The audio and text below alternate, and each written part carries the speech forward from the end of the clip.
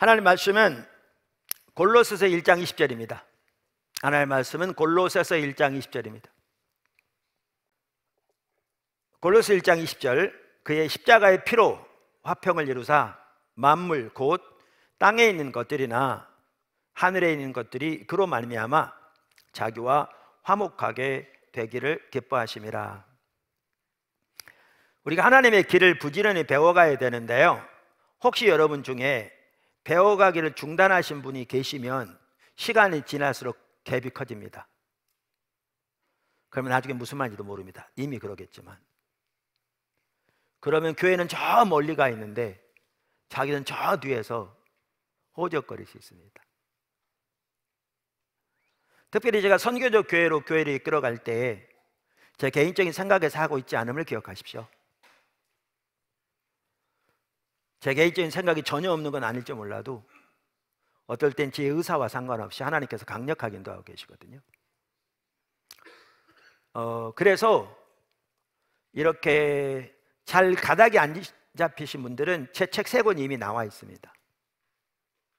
선교연합하는 교회에서도 제 책을 그대로 읽어가면서 배워가더라고요. 그러면서 내가 몇 분 목사님들이 들었는데요, 책 어렵지 않습니다 목사님. 우리가 설교를 많이 들어서 그런지 같이 읽어가는 것만 해도 정말 좋은 시간이 되고 있습니다. 그 얘기를 선교연합하는 목사님들이 몇 분에서 들었거든요.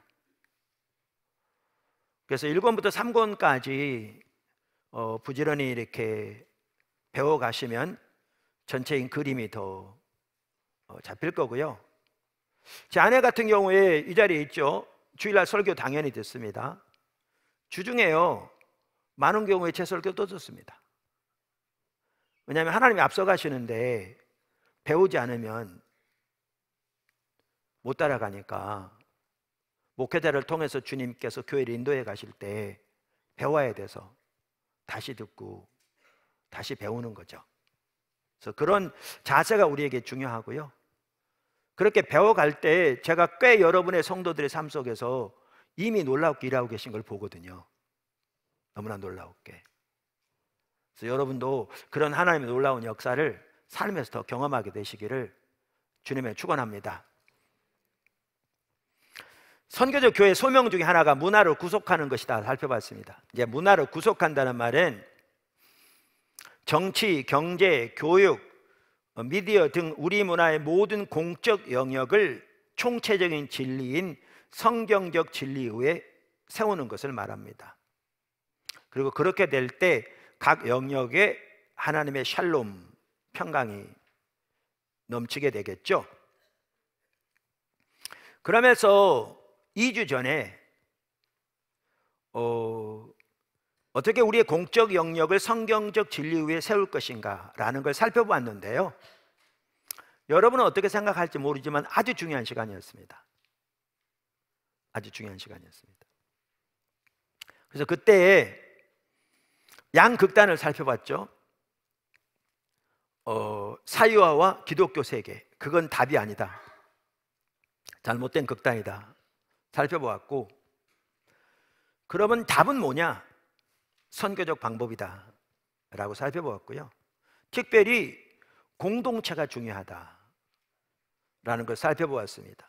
교회 공동체를 말하는 거죠. 그래서 여기 2가지를 볼 수 있는데, 공동체 아래 하나는 복음과 성경 이야기를 따라 사는 반문화 대한사회로서의 교회, 그런 교회가 먼저 세워져야 합니다.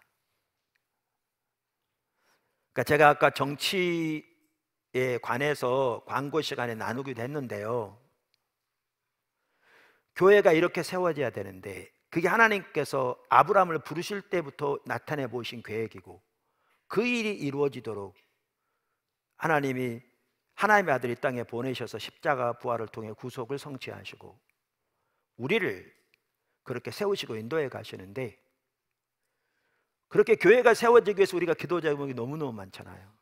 우리 현실이 성경에 말하는 삶에서 어떻게 보면 너무나 멀리 떠나 있는, 그래서 정말 애통해 하면서 주님의 은혜를 구하면서 나 자신부터 내 영역에서 삶을 조정해 주님을 따라가기를 열망하고, 그렇게 주님이 나를 통해 주님의 열매를 맺히시기를 사모함이, 애통해함이, 배우고자 하는 자세가 없이 아까 나눈 것처럼 정치적인 얘기나 퍼나르고, 그래서 그것을 통해서 교회가 이렇게 이해를 따라 나눠지고, 이건 정말 잘못된 거거든요. 완전히 눈이 옆으로 가버린, 우선순위를 모르는, 우리 현실을 인식하지 못하는, 지금 어떤 때인데 우리가.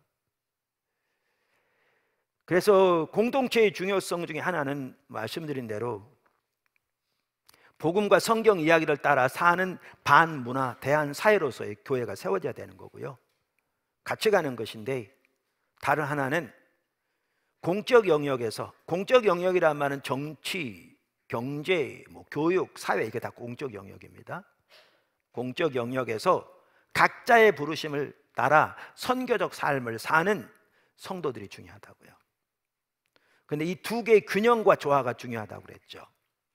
어떤 경우에는 모이는 공동체만 강조한 나머지 각 성도들의 각자의 삶에서의 선교적 삶을 사는 걸 소홀히 하는 경우가 있고, 이거는 신앙생활을 교회라는 이 울타리 안에서만 하는 것을 잘못 생각하는, 성속의 분리가 작동하고 있는 매우 잘못된 것이고, 다른 하나는 각 개개인이 삶의 현장에서 선교적 삶을 사는 것을 강조한 나머지 모이는 공동체로서의 교회의 중요성을 소홀히 하는, 이것 또한 잘못된 극단이다. 그럼 실제로 각 성도는 그렇게 살기 힘듭니다.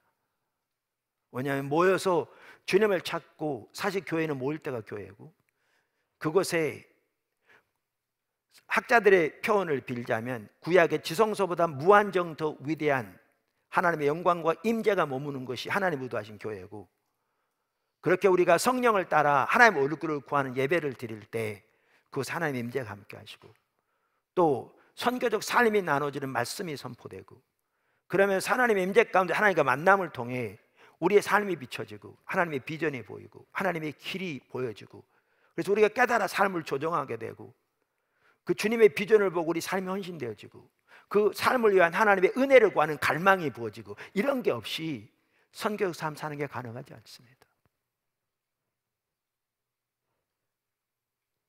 그래서 예배만 하더라도 그렇게 주님의 얼굴을 구하는,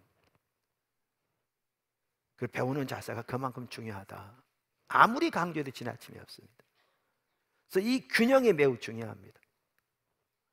그래서 이따도 나눌 텐데, 그 여러 책들이 있지만 결국 하나님 앞에서 올바른 자세를 가진 사람들을 통해 쓰여진 책들이 관점이 옳은 것 같더라고요. 왜냐하면 영적 분별력과 관련되니까요. 학자들이라고 다 옳은 건 아니거든요. 별학자들 다 있습니다. 그런데 하나님께서 정말 그런 귀한 학자들을 많이 연결시켜 주고 계시고요, 그들이 미국인이건 영국인이건 그 학자들이 주로 많은데, 유럽보다는, 일부 유럽도 있지만, 그 학자들을 보면 교단이 다르고 때로는 시대가 다를지라도요, 관점은 똑같아요. 관점은 똑같아요. 정확하게 동일한 이해를 가지고 있어요. 그 학자들이 캐나다에서 가르치고, 캐나다 사람이건 할 것 없이. 그래서 우리가 이 부분을 살펴봤는데, 오늘은 제가 뭘 하려고 하느냐 하면 그걸 복습하려고 해요. 그 설교 또 하려고 그런 게 아니고요, 제가 이 책을 보게 됐어요. 성경과 선교. 그 신구원 교수님이라고 총신 신대원에서 세계관을 가르치고 지금 은퇴하신 분이잖아요. 세계관 분야의 귀한 학자죠. 그분이 책들 중에서 좋은 책들을 골라서 이렇게 추천하는 게 있어요. 그러니까 지금까지 해놓은 게 10권은 안 된 것 같아요. 그러니까 본인이 보기에 매우 중요하다고 생각되는 소수의 책들을 추천한 거죠. 그 책 중에 하나가 이 책이에요. 이 책이에요. 그러니까 얇지만 아주 뛰어난 책이에요. 근데 제가 이 책을 보면서 지지난주에 살펴봤던 내용들이 더 선명히 이해가 될 뿐만 아니라 그 말했던 하나하나의 그 말 속에 어떤 부분이 포함되는가를 더 볼 수 있는 계기가 됐어요. 사실 제가 지지난주에 나눴던 설교는 그 바탕에 레슬리 뉴비긴이 있어요. 귀한 하나님의 사람이죠. 선교적 교회 운동이 사실 그분의 어떤 그 영향력이 크죠. 그래서 그분의 선교적 교회론을 다룬 교회 소명이란 마이클 고인 박사가 쓴 책에 나오는 내용들을 여기저기 종합적으로 많이 참조를 했는데요, 이분은 전혀 다른 학자인데도 정확하게 똑같은 이해를 가지고 있을 뿐만 아니라 특별히 우리가 사는 이 현대 속에서의 이 말이 무엇을 의미할 걸 보여줘요. 우리가 사는 이 현대 속에서, 그러니까 우리가 문화로 구속하는 삶을 살려면 어른이건 누구건 이러한 부분들을 올바로 이해해야, 그래야 우리 문화 가운데서 이 선교의 삶을 살 수 있겠더라고요. 여기에 관련된 내용이 뭐는지, 안 믿는 사람들은 우리의 이런 노력을 어떻게 바라볼 것인지, 어떻게 오해할 것인지, 어떤 이슈들이 여기에 있는지, 이걸 봐야 치우치지 않고 올바로 섬길 수 있을 거잖아요. 그런 의미에서 이걸 살펴보는 게 정말 중요할 것 같더라고요. 그래서 복습을 하는데요, 이 책 가지고 살펴보려고 중요한 요점들을 여기저기 이렇게 해서요, 제가 일부 예배 설교하다 보니까 원래 했던 것을 반밖에 못했어요. 네. 그런데 이 책은 리처드 보컴이라는 학자가 썼는데요, 신구원 교수는 이 저자를 이렇게 소개합니다. 제가 이 저자에 대해서 그러니까 제 3자가 또 나름대로 그 방면 전문가가 추천한 내용을 여러분에게 말씀드리면 좋을 것 같아서 이렇게 말합니다. 영국 학술의 회원이자 저명한 성경학자요 역사학자인 리처드 보컴은 지금 살아계신 분입니다. 이 책에서 그 사안을 심도 있게 검토하고 있다. 보컴은 성경 연구뿐 아니라 지성사와 국제 사회, 문화, 정치, 경제에 대한 매우 폭넓은 식견을 갖춘 학자이다. 그의 요한계시록의 신학, 요한복음 새롭게 보기 같은 여러 주석은 국내에서도 잘 알려져 있다. 복음서를 제자들의 증언으로 보는 새로운 관점을 제시한 예수와 그 목격자들은 특히 유명하다. 예수와 그 목격자들의 책은요, 이만큼 두꺼워요. 아주 귀한 책 같아요. 제가 읽기 시작했는데 이제 시작했어요. 자, 그래서 제가 읽어봐도 이 학자가 참 뛰어난 학자예요. 그러니까 어려운 내용들을 간략하게 표현하되 정확하게 표현하는 그만큼 실력이 있는 거죠. 그걸 통해서 우리가 살고 있는 이 포스트 모던 시대가 어떤 시대고, 포스트 모던 운동이 어떻게 일어났고, 그들에게 우리가 그러면 문화를 구속하려고 시도할 때 어떻게 비춰질까? 그럼 우리는 어떻게 그걸 이해하고 우리의 선교적 삶을 살아갈 것인가? 이 관점에서 지지난주에 나눴던 부분들을 복습하는 거죠. 그래서 오늘 그 부분을 살펴보려고 합니다. 아멘. 제가 세 번째까지 살펴보려고 했는데요, 첫 번째밖에 못 살펴봤어요. 첫째, 포스트 모던 시대에 대한 이해. 포스트 모던 시대에 대한 이해.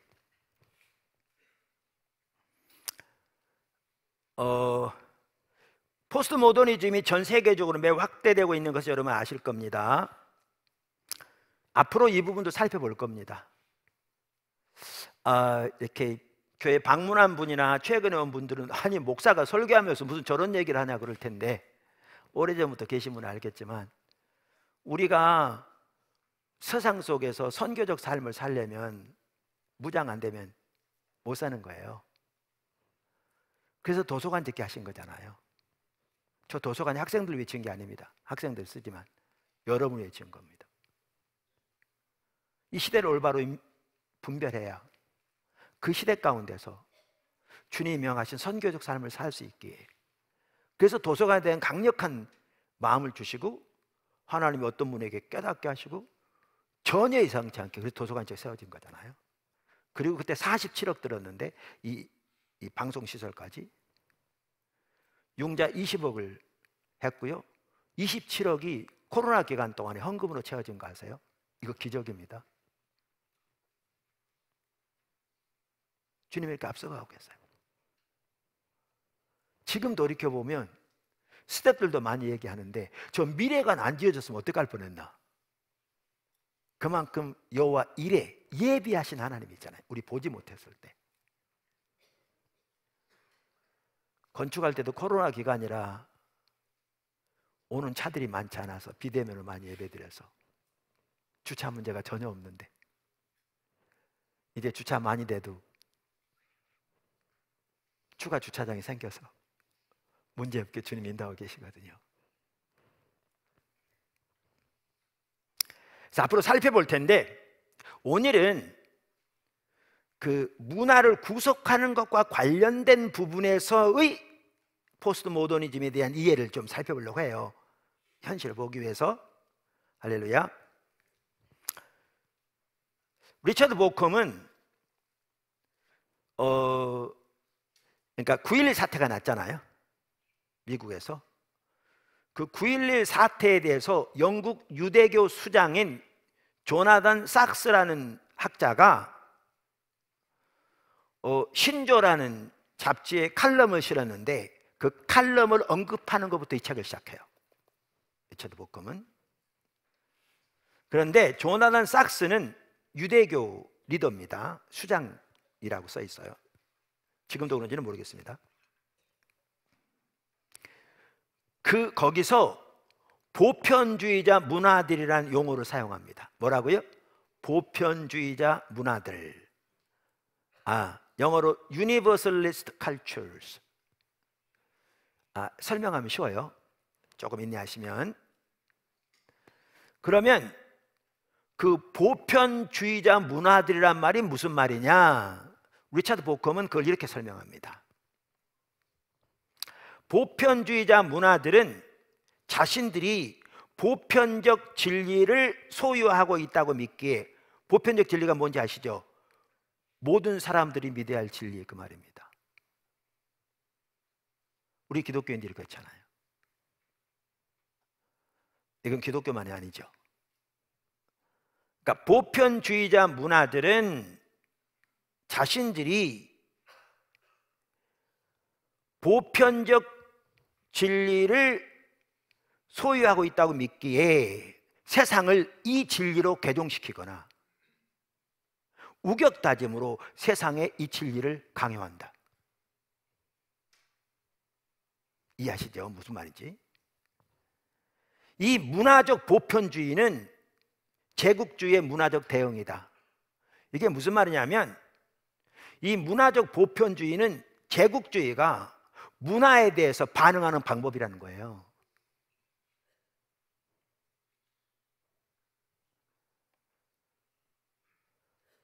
그러면서 서구 문명의 역사에 나타난 보편주의자 문화의 유형은 5가지다. 삭스는 이 서구 문화에 나타난 그동안 역사에서 보편주의자 문화를 5가지 들어요. 나중에 한 가지 추가합니다. 그 5가지가 뭐냐면 이겁니다.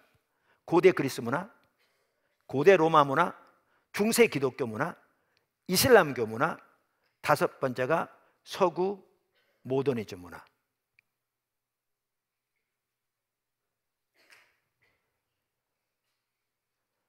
그리고 한 가지 더 추가하는데, 6번째가 뭐냐면 지구적 자본주의 혹은 경제의 세계화를 듭니다. 경제의 세계화. 그러니까 보편주의적 문화라는 말이 무슨 말인지 아시겠죠? 왜 이 부분을 다루냐면, 기독교가 한편은 보편주의적 문화예요.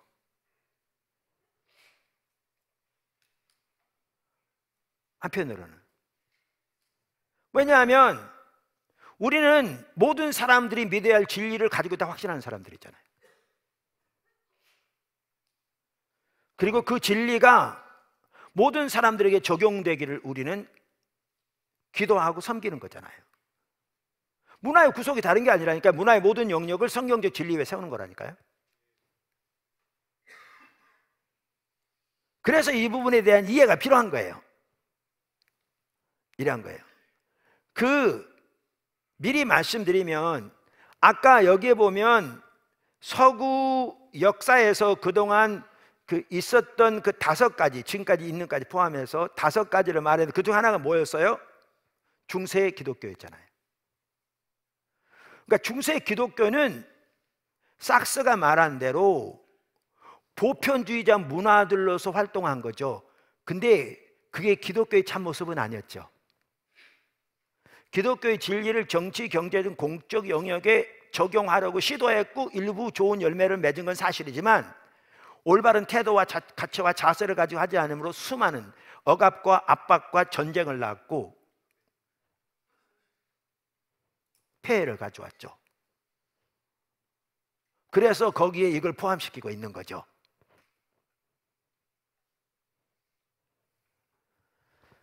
자, 그러면서 그럼 보편주의자 문화들은 다시 말하면 자신들의 이데올로기를 보편화하려는 추진력을 가진 문화들인 거예요. 이해하시죠? 그래서 그것은 자신들의 메타 내러티브의 관점에서 세상을 인식하는 문화들을 말해요. 자신들의 메타 내러티브의 관점에서 세상을 인식하는 문화들을 말해요.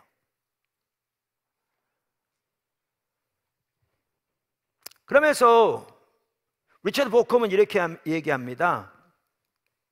메타 내러티브에 대해서. 메타 내러티브 혹은 거대 서산, 이건 일본 책에도 있고요. 리처드 보컴 얘기는 없을지 모르지만 같은 맥락에서 메타 내러티브 혹은 거대 서사, 그랜드 내러티브라고 그러죠. 를 어떻게 말하냐면 전체로서의 실제 혹은 적어도 전체로서의 인간 실제의 의미를 드러내는 이야기라고 말하면서 이렇게 말하는데요. 메타 내러티브란 전체로서 인간 역사에 대해 단일한 이야기를 들려줌으로써 그 역사의 의미와 운명을 파악하려는 시도다. 제가 읽고 설명해 드릴게요. 말하자면 인간의 한없이 다양한 이야기들을 단 하나의 전체 이야기로 엮고 그 이야기들의 단일한 의미를 부여하려는 시도다. 무슨 말은 이거예요. 자, 메타 내러티브를 어떻게 표현하고 있냐면 전체 역사, 모든 우주 전체 역사, 아니면 전체 인간 역사, 이 인간 역사에 대해 단일한 이야기를 들려줌으로써 이 역사의 의미와 운명을 파악하고자 한다는 거죠. 다시 말하면 한없이 다양한 이야기들을 하나의 전체 이야기로 묶어서 이 다양한 이야기들에게 단일한 의미를 부여하려는 시도가 메타 내러티브다. 좀 어렵죠? 제가 예를 들면 금방 이해돼요. 어떤 예? 로마 이야기의 예. 아까 역사적으로 이러한 보편주의자 문화 중에 하나가 뭐라고 그랬어요? 고대 로마라고 그랬잖아요. 과거에도 제가 팍스 로마나라고 얘기한 적 있죠. 이 로마 이야기를 보콤 박사가 아주 잘 표현했어요. 아까 말했죠. 아주 간략하지만 핵심적이 잘했더라고요. 제가 읽어볼게요. 설명하는 게 오히려 더 뭐하고 읽어보면 돼요. 필요하면 설명할게요. 고대 로마는 세계 곳곳에 있는 자신들의 제국에 관해 모든 나라와 문화를 막강한 로마 제국 안으로 포함하는 것에 관해 하나의 이야기를 들려주었다. 자신들의 제국에 대해, 그리고 모든 나라들을 그 제국에 포함시키는 것에 대해 하나의 이야기를 들려주었다. 그 하나의 이야기가 뭔지 아세요? 그 이야기는 모두를 위한 평안과 번영을 뜻한다. 로마가 전 세계를 위해 평안과 번영을 가져온다는 겁니다. 이게 로마 이야기입니다. 그래서 로마 제국뿐만 아니라 모든 나라들을 일이 다 편입시켜서 그 모든 나라의 역사들, 전통들을 이 이야기의 관점에서 보게 한 겁니다. 일이 다 편입시킨 겁니다. 뭐라고요? 로마 이야기가 모두를 위한 평화와 번영을 뜻한 거죠. 이게 팍스 로마나라니까요. 물론 그 이야기는 모두에게 이롭다는 명분을 내세워 자기의 이익만을 도모하는 로마의 권력을 정당화하는 이데올로기였다. 이게 이제 이게 핵심적인 문제인 거죠. 겉으로는 모든 사람들의 번영과 평화를 의미한다고 내세웠지만 실제로는 자기들의 이익만을 도모하는 로마의 권력을 정당화하는 이데올로기에 불과했죠. 그래서 이들은 이걸 위해 신들을 끌어들입니다. 신들을. 제가 이미 살펴봤잖아요. 로마 시대에는, 그러니까 성경에 뭐 예수님이 그 주님이다, 정관사부터 큐리오스다, 이렇게 초대교회는 복음을 전했는데, 그 로마 시대에는 큐리오스라는 단어가 시저에게 적용됐다고 그랬잖아요. 어떤 의미에서? 시저가 신들의 아들로서 이 온 세상의 적법한 통치자다. 뭐요? 로마의 통치를 통해서 온 나라에 번영과 평화를 가져오는, 이게 로마 이야기입니다. 그러니까 여러 번 나눈 것처럼 초대교회는 이 로마 이야기를 그대로 받아들이고 이 이야기를 따라 살면서 자신들이 하나의 개인적인 종교로서 믿어 천국 가는 이런 삶을 살지 않았습니다. 초대교회 이걸 뒤집었습니다. 그러면서 예수님이 야훼 하나님의 아들로서 참다운 세상의 적법한 통치자다, 그런 의미에서 초대교회가 전한 복음은 예수가 주시다라는 거였습니다. 자, 제가 이걸 여러 번 설명드려서 계속 이렇게 말합니다. 그러면서 아까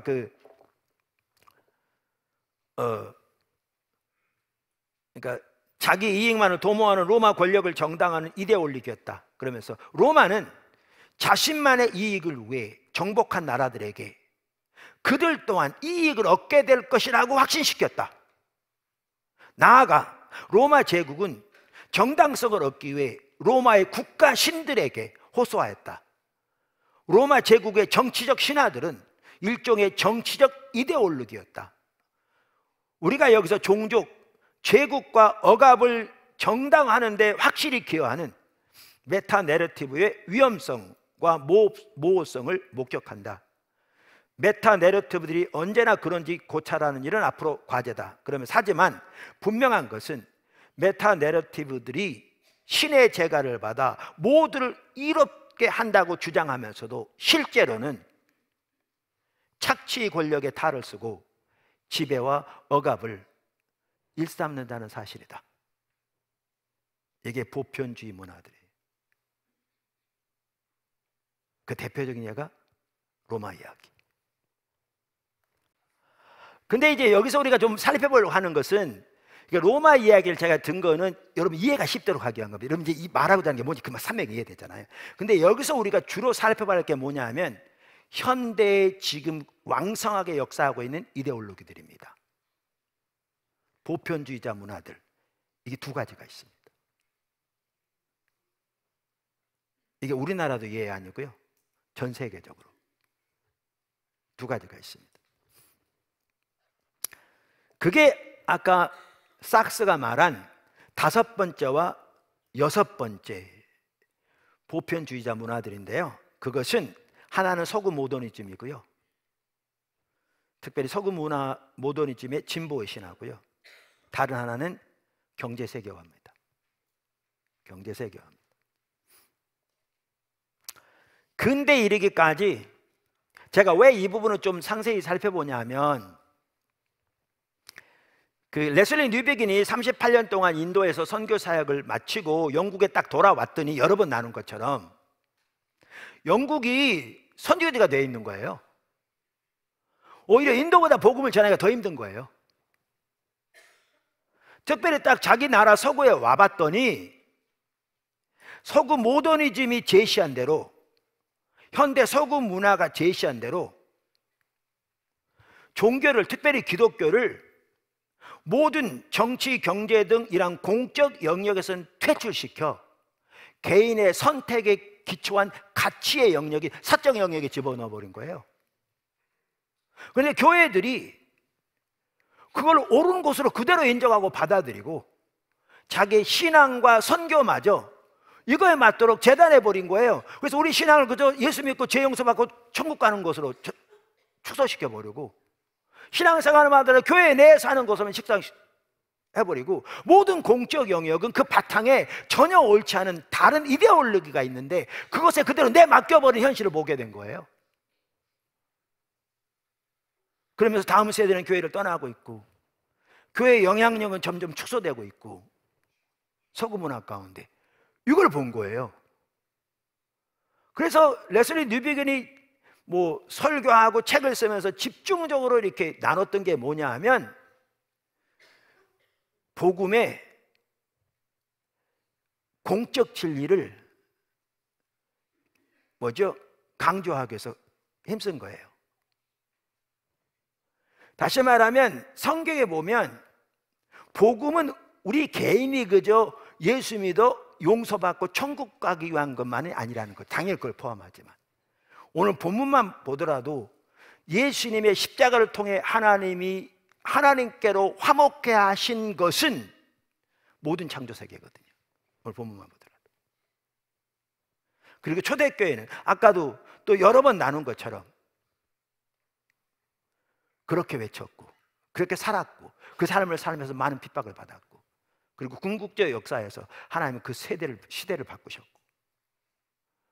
그래서 레슬리 뉴비건이 한 게 뭐였냐면, 복음이 공적 진리인 것을 드러내기 위해서, 성도들이 확신하기 위해서, 그 성도들이 그 확신을 가지고 살아갈 수 있도록 여기에 초점을, 포커스를 맞춘 거예요. 또 하나 한 게 뭐였냐면, 이 공적 영역은 과학적인 진리에 토대한 사실의 영역이기 때문에 모든 사람들이 다 적용되는 거고, 이 사적 영역은 개인의 선택에 기초한 거니까, 가치 영역이니까 각자 알아서 하는 거고, 이 틀 자체가 현대 서구 문화가 이걸 모더니즘이라고 하는데, 이 자체가 종교라는 거예요.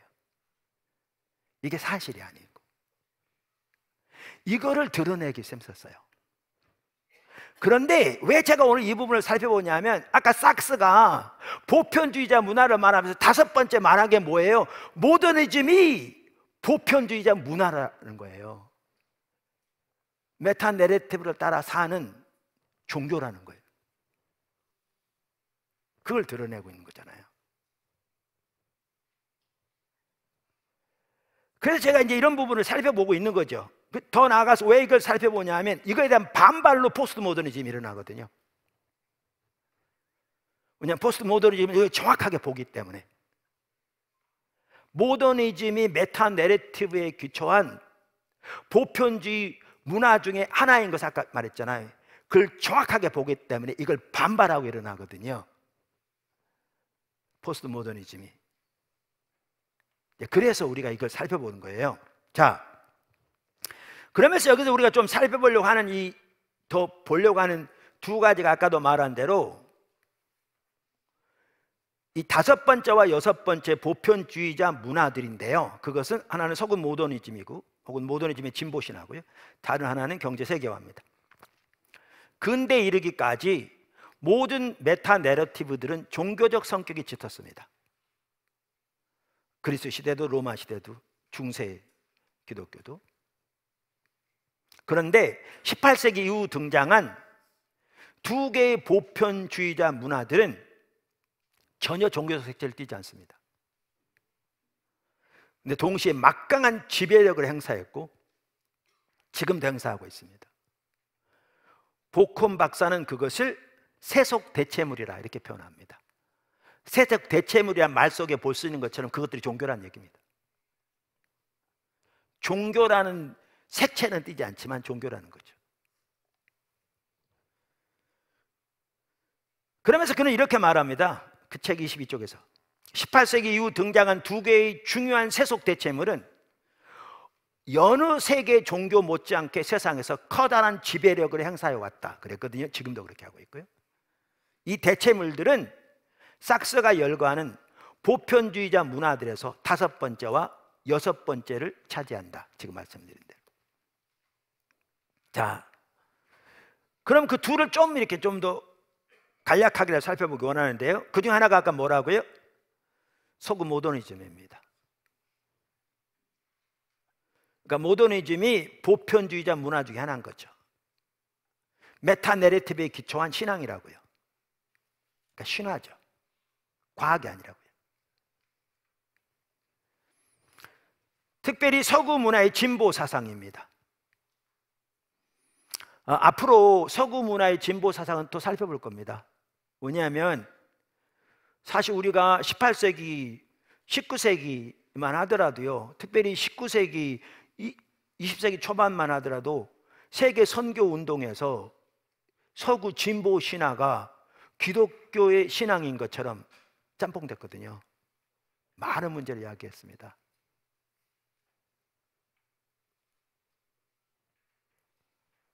그래서 우리는 그 둘을 분명히 구별해야 되거든요.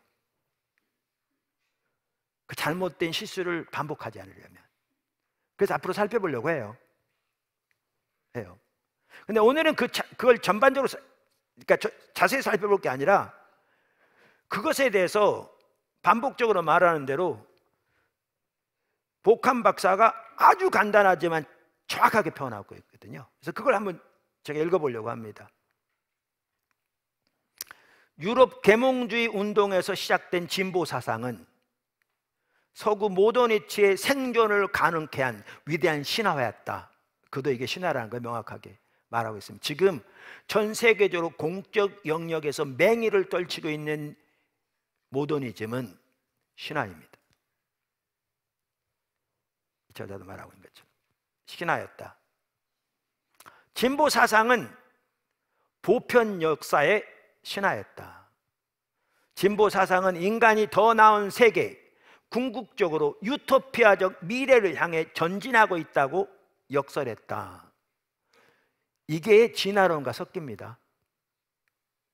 모든 게 더 나은 방향으로 나아지고 있다고. 그러면서 서구 세속 모더니티의 이성론자들이 내세우는 가치는, 여기 이성론자가 뭔지 아시죠? 영어로 rationalist라고 그러는데, 그러니까 인간의 이성이 모든 진리를 판단하는 기준이라는 거죠. 그러니까 인간의 이성에 맞지 않으면 그 진리가, 과학적인 진리가 모든 사람들에게 적용되는 진리가 아니라는 겁니다. 그렇게 하니까 모든 성경적 진리는 공적 영역에서 퇴출되는 거죠.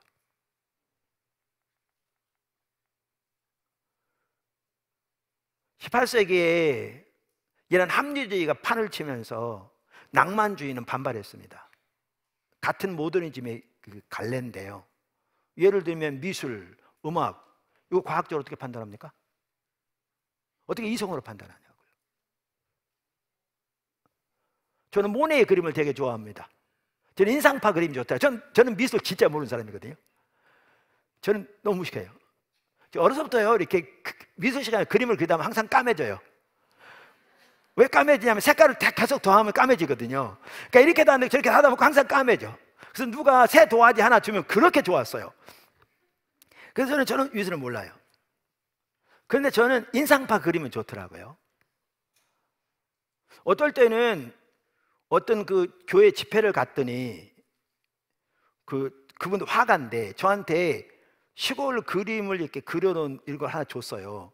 그 제 거실에 있는데 어떻게 그거 보면 참 좋아요. 하나님 만든 세계를 잘 표현해 놓은 게요, 아무것도 아닌 것 같아도 참 좋아요. 근데 이걸 이성적으로 어떻게 판단합니까, 이 가치를?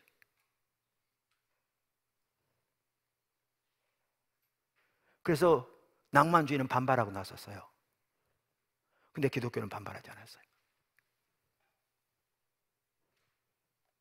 최근에 들어와서 이런 운동들이 일어나고 있어요, 전 세계적으로. 물론 그전에 일부는 했지만. 그래서 서구 세속 모더니티의 이성론자들이 내세우는 가치는 보편적 가치로 간주되었다. 모두가 다 받아들여야 할 가치로 간주되었다. 이게 서구 모더니티잖아요. 결과적으로 그들은 만물이 본래 선하며 모든 지역 문화를 서구 모더니티의 자명한 산물로 대체하는 것이 진보라고 선전했다. 세상의 모든 문화가 서구 모더니티의 문화로 대체되어야 진보한다고 선전했다는 거죠. 교육, 과학, 기술, 및 제국주의는 진보의 수단이 되었다. 이렇게 같이 갔거든요. 교육, 과학기술, 제국주의가. 그래서 프랑스, 영국 할 것 없이 전 세계를 지배하려고 나섰잖아요. 이 진보 사상 토대에서 식민지를 만들면서. 근데 결국은 그 나라의 진보가 초점이 아니고요, 그러한 구호를 내세울지 모르지만 자기들의 이득을 위해 그들을 착취한 거죠. 여러분, 마다가스카르 지금 세계에서 가장 가난한 나라 중에 하나입니다. 그 나라가 프랑스의 지배를 받은 나라입니다.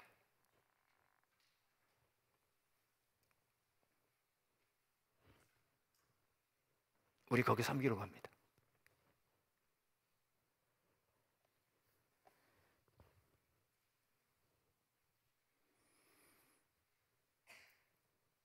서방 국가들은 서구의 가치와 과학기술을 전파하는 호의를 베푸는 동시에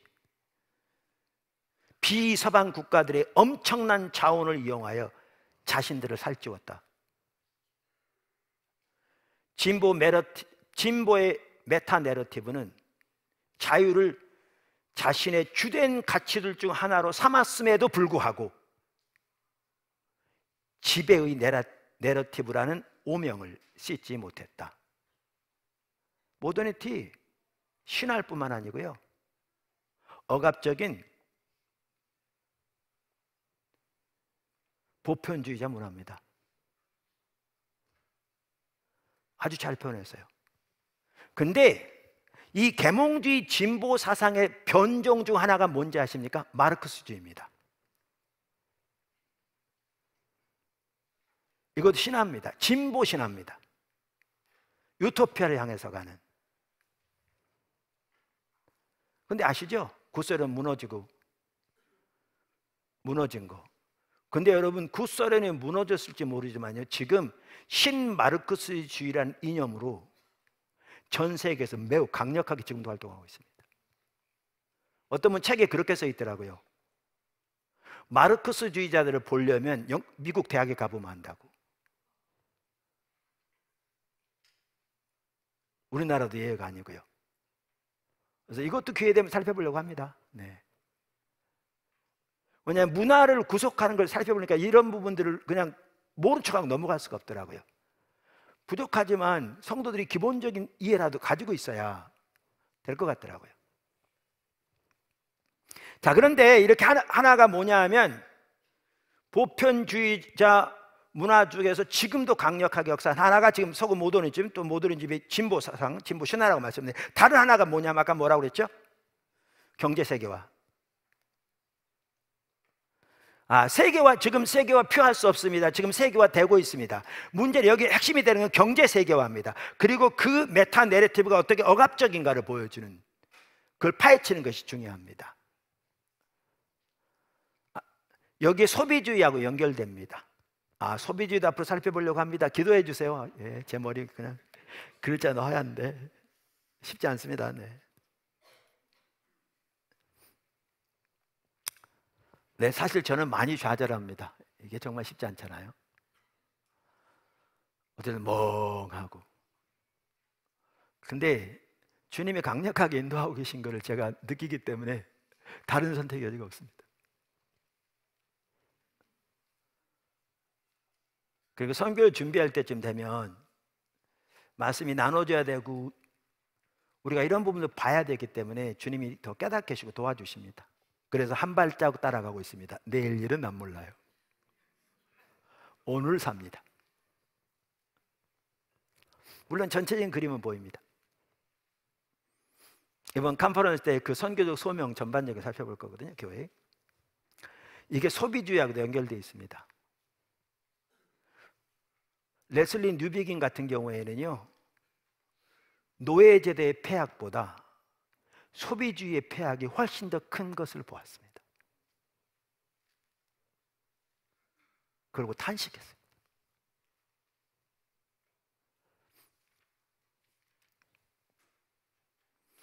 자, 그러면서 경제 세계화에 대해서 아까 말한 대로 리처드 보컴이 말한 내용을 한번 제가 아주 잘 정리했기 때문에 읽어보겠습니다. 네. 이른바 공산주의의 몰락으로 인해 세계 곳곳에서 서구의 이데올로기와 지배가 새로운 형태로 나타날 수 있는 길이 열렸다. 그것은 삭스가 말하는 여섯 번째 보편주의자 문화인 지구적 자본주의 혹은 경제의 세계화다. 하나의 보편적 현상인 세계화는 세상이 급속히 하나의 전체가 되어 그 안에서 부분들이 지리와는 거의 무관하게 서로 상호작용하고 서로 관계를 맺는 방식을 기술한다. 이게 세계화인 거죠. 전 세계 하나 묶어진 거죠. 그래서 지역과 상관없이 서로 상호작용하고 관계를 맺는 지금 세계화. 세계화는 현대 매체 및 새로운 정보기술과 밀접한 관계가 있다. 그래서 키르기스탄의 산골 마을의 어떤 아이가 자기 휴대폰으로 노래하는 거 촬영해 유튜브에 올렸더니, 예를 들면 그거 비싼 일이 있었잖아요. 전 세계에 1,000만 명이 보고 일약 그래서 세계 가수가 되고. 이게 지금 세계화 이 시대죠. 이거는 피할 수 없는 현상이죠.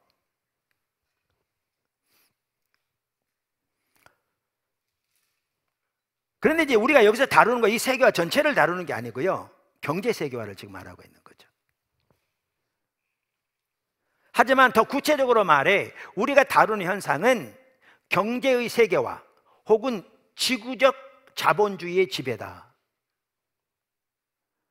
이것은 명백히 서구가 주도하는 과정으로 그 안에서 이른바 보편적 이데올로기인 자명한 선으로서의 구속받지 않은 자유시장 자본주의가 경제를 좌지우지하는 자들의 경제적 이익에 기여한다. 자, 보세요. 설명할게요. 뭔 말인지. 경제 세계화, 지구적 자본주의의 지배인데 서구가 주도하는 과정이에요. 그런데 이 이데올로기에서는 자명한 선이 뭐냐? 자명한 선이 구속받지 않는, 어떠한 구속도 받지 않는 자유시장 자본주의 경제라는 거죠. 그래서 모두가 다 잘 사는, 매우 그럴듯한 것을 표방하는 이데올로기인 거죠. 근데 아까 로마 살펴봤잖아요. 그런 것처럼 그렇게 내세울지 모르지만 실제로는 경제를 좌지우지하는 자들의 경제적 이익을 기여하는 수단인 거죠. 이게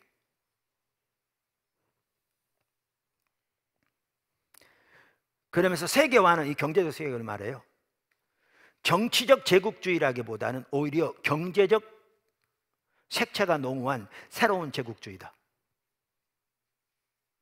거기 미국과 서구가 주도합니다. 서구 유럽이.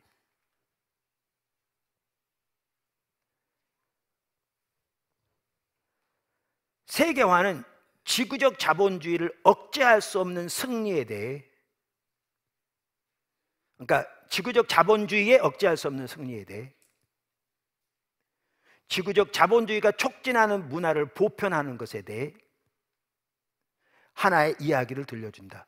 여러분, 여기에 할리우드 같은 것도 엄청나게 기여합니다.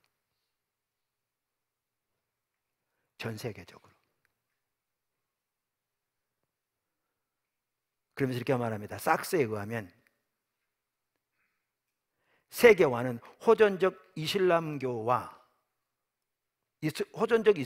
꽤 오래된 메타 내러티브와 지금 충돌하는 메타 내러티브다.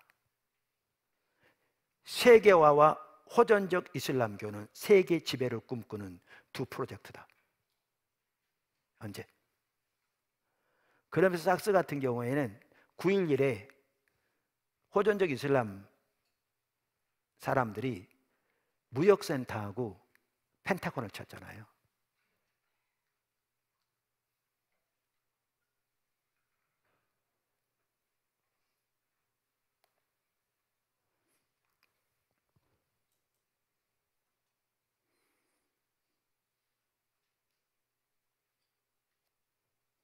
그런데 이게 지금 이제 살펴보는 보편주의자 문화들인데요. 이 보편주의자 문화들의 핵심적인 문제점이 뭐냐 하면 모두를 위한다는 가치를 표방할지 모르지만 자기들의 이익을 위해서 다른 사람을 억압하는 이데올로기라고요. 이거를 포스트 모더니스트들이 반발하고 나선 겁니다. 이걸.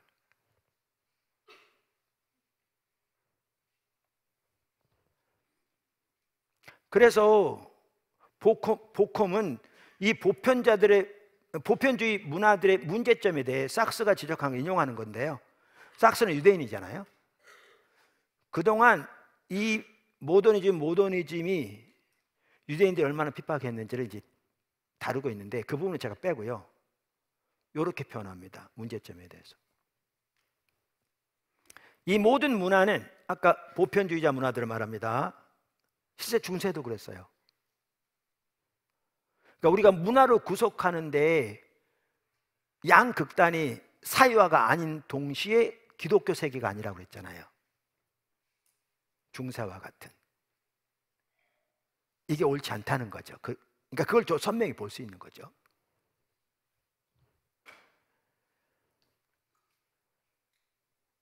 이 모든 문화는 인류에게 더없이 값진 선물들을 주었음에도 불구하고 보편주의자 문화들은 해일처럼 지역의 관습들, 고대 전통들, 그리고 일을 처리하는 다양한 방식들을 흔적도 없이 사라지게 했다.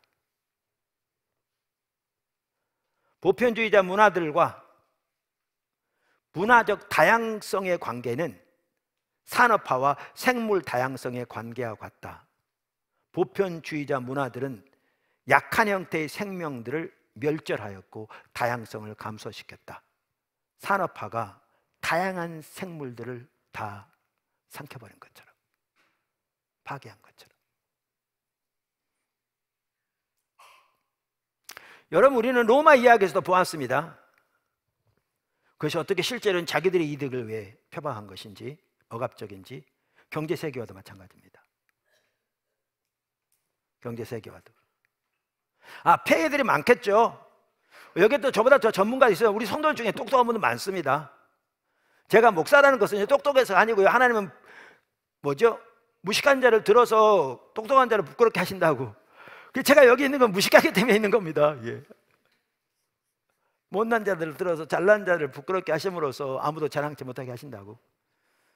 그래서 우리 성도들 중에 귀하게 정말 각 분야에서 뛰어난 일꾼들 많이 있어요. 감사해요. 그런 하나님 사람들 불러 모아 놓으셔서 교회에. 너무 감사해요. 지침을 하는 얘기예요. 그런데 그래서 이 부분 하더라도 저보다 훨씬 더 전문적인 지식 가지고 계신 분 많을 거예요. 제가 놓치고 있는 거라든가 저에게 보완할 게 있으면 전 책을 소개해 주시거나 페이지를 알려주시거나 아니면 저한테 문자를 써서 보내주시거나 아니면 이렇게 워드를 쳐가지고 보내주시거나 그럼 저에게 큰 도움이 되겠죠. 네, 환영합니다. 근데 제가 여기서 나누고자 하는 이 부분에 대해서 간략하게 리처드 보콤이 한 얘기를 읽어볼게요. 아주 잘 정리했더라고요. 이렇게 말했어요. 거대 서사의 마지막이 아닌 경제의 세계화라는 내러티브가 끊임없이 지배하는 것이 지금의 현실이다. 경제의 세계화란 자유시장 경제와 이에 수반하는 문화, 소비자 중심주의의 개인주의, 미국과 여러 유럽 국가에 기반을 둔 다국적 기업들이 지배하는 모든 것이 전 세계로 확산되는 것을 말한다. 아주 잘 표현했죠. 경제의 세계화는 과거의 정치적 경제적 제국주의와 뚜렷이 구별되는 새로운 제국주의로서 사실상 자본주의 경제의 정치 지배를 가리킨다. 오늘날 하나의 이데올로기인 세계화는 쾌쾌 묵은 진보 사상에서 생겨났지만 진보를 다른 모든 재화가 이에 편승하는 것으로 생각되는, 그러니까 다른 모든 것은 이 경제 성장에다 연결시켜 버린다는 거죠. 생각되는 경제 성장으로 축소시킨다는 점에서 과거의 진보 사상과는 다르다는 거죠. 경제 세계화를 메타 내러티브로 불러도 전혀 손색이 없다. 이게 종교인 겁니다. 이게 메타 내러티브. 이게 이데올로기입니다. 왜냐하면 경제 세계화는 하나의 세계관, 즉 인간 선, 인간의 선이 뭐냐? 가로를 이렇게 했어요. 전 잘 표현했다고 생각해요. 인간 선이 뭐냐? 미국의 소비자 중심주의자들이 꿈꾸는 부와 매력, 이게 인간 선이에요. 소비주의에서. 동의하세요? 이게 할리우드가 표방하고 있고요. 영화를 통해서, 드라마를 통해서 집중적으로 전 세계를 표방하고 우리나라 그대로 따라가고 있고요. 이게 성경적 가치에서 너무나 멀리 떨어져 있는 거죠. 다시 읽어볼게요. 왜냐하면 경제의 세계화는 하나의 세계관, 하나의 세계관을 가지고 있죠. 메타 내러티브. 즉 인간선, 가로 열고 미국의 소비자 중심주의자들이 꿈꾸는 부와 매력, 가로 닫고, 그 선에 대한 관념을 필요로 하고, 구속받지 않는 자본주의의 보편적 지배가 저항이 대상이 되지 않고 자비를 베푸는 이야기를 들려주기 때문이다. 구속받지 않은 자본주의의 보편적 지배가 전혀 저항이 대상이 되지 않고 자비를 베푸는 것으로 모든 세계에 인식되어지는. 근데 그렇게 해서 얻는 게 뭔데요? 그 관여자들의 이득을만 채우는 거죠.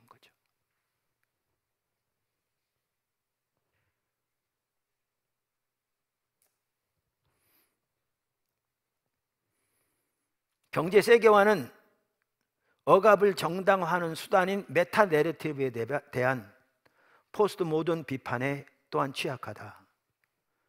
세계화가 잘 사는 나라는 더 잘 사는 나라로, 못 사는 나라는 더 못 사는 나라로 만들었으면 물론이다. 그럼 도표를 거기 있어요. 그 당시까지, 그 책이 쓰여질 때까지. 그래서 이렇게 말해요. 그와 동시에 한 나라 안에서도 빈부격차를 더 벌려놓았다. 세계화 이데올로기는 말로는 모두를 이롭게 한다고 하지만 로마 이야기처럼 실은 부자와 권력자만을 배부르게 한다.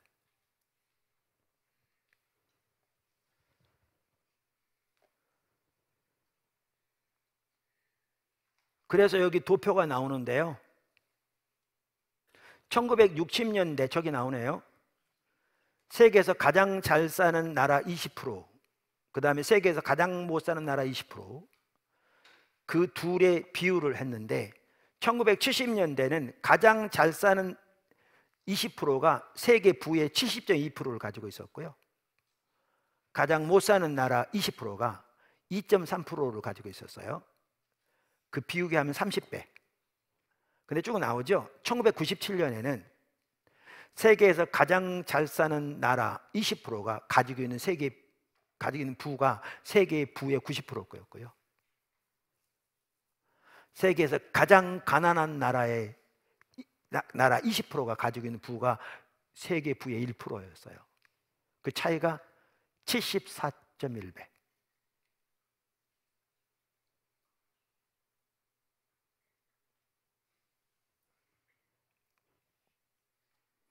그래서 지금도 수많은 가난한 나라들은 허덕에서 못 일어나고 있는데요. 지금 또 어떤 부분이 있냐 하면 이런 부분은 이제 학자들도 많이 얘기할 거라고 생각해요. 잘 정리된 좋은 책 있으면 소개해 주세요. 이 가난한 나라들 중에 일부 신흥 국가들이라는 겁니다. 그 대표 중에 하나가 한국입니다. 그러면서 어떻게 됐느냐? 저 경제 세계화의 중심에 누가 있냐면요, 서구 유럽과 미국이 있습니다.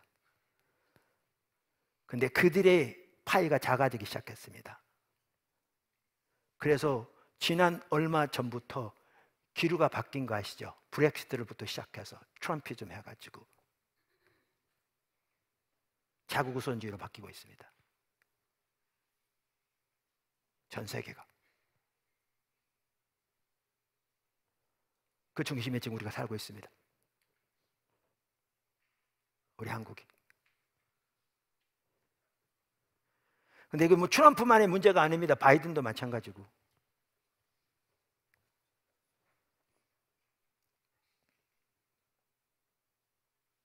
자, 지금까지 뭘 살펴봤냐면, 시간이 많이 됐다. 뭘 살펴봤냐면, 보편주의자 문화들에 대해 살펴봤어요. 이걸 왜 살펴봤냐면, 말씀드린 대로 이걸 보면 모더니즘이 어떻게 신화이고 이데올로기인가를 볼 수 있고, 그 성격도 볼 수 있고, 그 폐해도 볼 수 있고요. 그 다음에 경제 세계와 문제점도 일부 볼 수 있어요. 근데 제가 왜 이걸 살펴봤냐면, 이것에 대한 반발로 포스트 모더니즘이 일어납니다. 그러니까 이것에 대한 반발로 일어나요. 포스트 모더니즘이. 포스트 모더니즘은요, 기독교에 대한 반발로 일어나지 않습니다. 모더니즘에 대한 반발로 일어납니다. 물론 기독교도 같이 포함됩니다. 왜냐하면 기독교는 메타 내러티브를 강조하기 때문에, 성경 이야기를. 그리고 과거에 잘못한 역사가 있잖아요. 중세.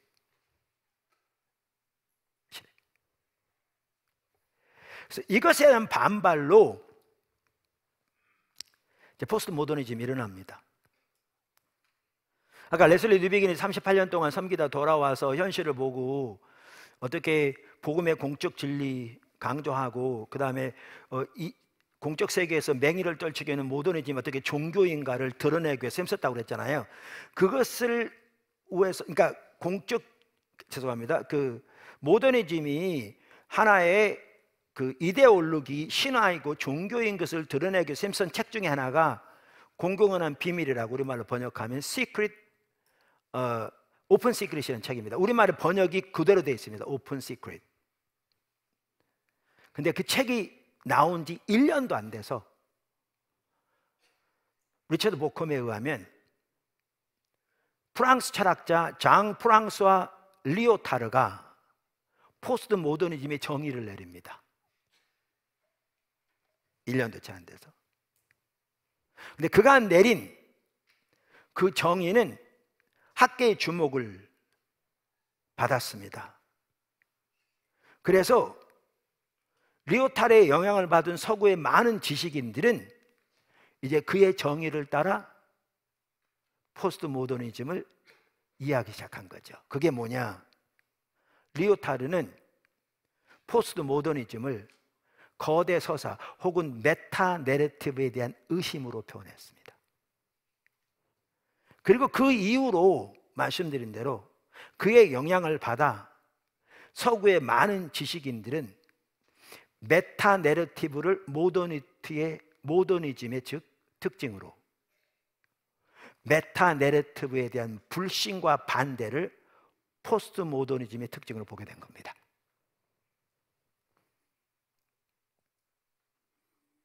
그러니까 레슬리 뉴비긴은 모더니즘이 종교요 신화라는 걸 들춰내기 힘썼는데, 포스트 모더니즘은 그건 당연하게 받아들입니다. 그건 종교란 걸, 그건 신화라는 걸, 그건 이데올로기라는 걸 당연하게 받아들입니다. 문제는 그것에 대한 반발로 모든 메타 내러티브를 거부하는 포스트 모더니즘이 일어난 겁니다. 그래서 교회는 양쪽의 싸움을 가지고 있습니다. 아직까지도 공적 영역에서 맹의를 떨치는 모더니즘, 반면에 이것에 반발해서 일어난 모든 메타 내러티브를 거부하는 포스트 모더니즘 사이에서 양쪽의 전선이 형성되어 있습니다. 거기에서 우리는 선교적 삶을 살아야 하는 거죠. 거기에서 포스트 모더니즘은 모든 메타 내러티브를 반대하는데, 왜 그렇게 하느냐? 그것이 억압적이라고 보기 때문입니다. 아까 말한 대로 그것이 억압적이라고 보기 때문입니다. 그래서 리처드 보컴은 모더니즘의 핵심을 이렇게 잘 표현합니다. 포스트 모더니즘의 핵심을. 리오타르를 비롯한 여러 학자들은 포스트 모더니즘을 모든 메타 내러티브에 대한 거부로 정의한다. 왜냐하면 자신의 고유한 가치나 문화를 보편화하려는 시도인 메타 내러티브는 권위적이거나 억압적일 수밖에 없기 때문이다. 메타 내러티브는 차이를 은폐함으로써만 차이를 수용할 수 있다. 포스트 모더니즘은 메타 내러티브를 힘, 즉 권력과 지배를 꿈꾸는 프로젝트로 폭로한다. 포스트 모더니즘은 보편주의를 지향하는 자세를 거부하고 특수성, 다양성, 지역주의 및 상대주의를 택한다. 그래서 여기 상대주의가 나옵니다. 그래서 절대 진리는 없습니다. 그룹들이 믿는 진리만 있을 뿐입니다.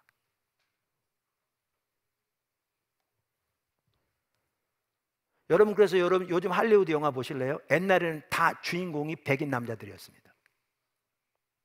한국 사람도 나오고 흑인들도 나오지만 다 보조적인 역할을 했고요. 보조적인 역할을 했고요. 다 주인공들은 백인 남자들이었습니다. 근데 요즘 영화 다 바뀐 거 아십니까? 왜 바뀐 줄 아십니까? 그거를 억압적으로 본 겁니다.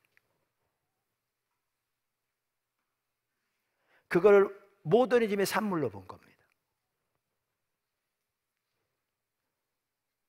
그래서 이 보편주의를 지향하는 자세를 거부하고 특수성, 다양성, 지역주의 및 상대주의를 택한 겁니다. 그러니까 우리가 문화를 구속하는 일을 한다고 말하면 그런 이해를 가진 이 세상은 어떻게 반응할지 금방 알 수 있습니다. 그래서 우리는 성경의 이야기를 따라 살아야 되는데 이 성경의 이야기가 억압적이지 않고 이 진리의 토대에 산다는 것을 보여야 되는데, 그래서 나온 방법이 뭐냐? 선교적 방법으로 감당해야 되는 겁니다. 이게 사실 나누려고 오늘 못 다음 주에 나눌 것 같은데, 그리고 그 기준이 십자가 부활의 방법입니다. 이것을 리차드 보컴은 증언을 통해서 되어진다고 말합니다. 같은 내용인데 이런 전반적인 걸 봐야 우리가 얼마나 더 겸손하게 예수님의 방법으로 섬겨야 섬길 수 있는가를 명확하게 볼 수 있습니다.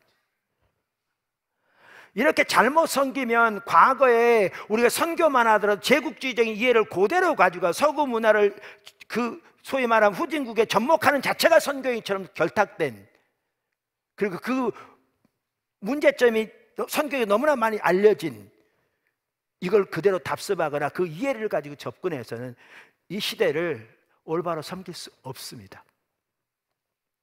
그래서 우리가 현실을 올바로 알아야 우리의 지지난주에 나눴던 그 부분만 이게 왜 그렇게 중요한지, 또 어떤 자세를 가지고 섬겨 비로소 우리들이 하나님의 도구로서 쓰임 받을 수 있는지를 이 시대에 더 명확하게 볼 수 있어서 오늘 이러한 부분들을 살펴봤습니다. 우리 잘 배워가기를 바랍니다. 오늘 여기까지 살펴봐야 될 것 같고요. 다음 주 이어서 나머지 부분들을 살펴봤으면 좋겠습니다. 기도하고 성찬 시작하겠습니다.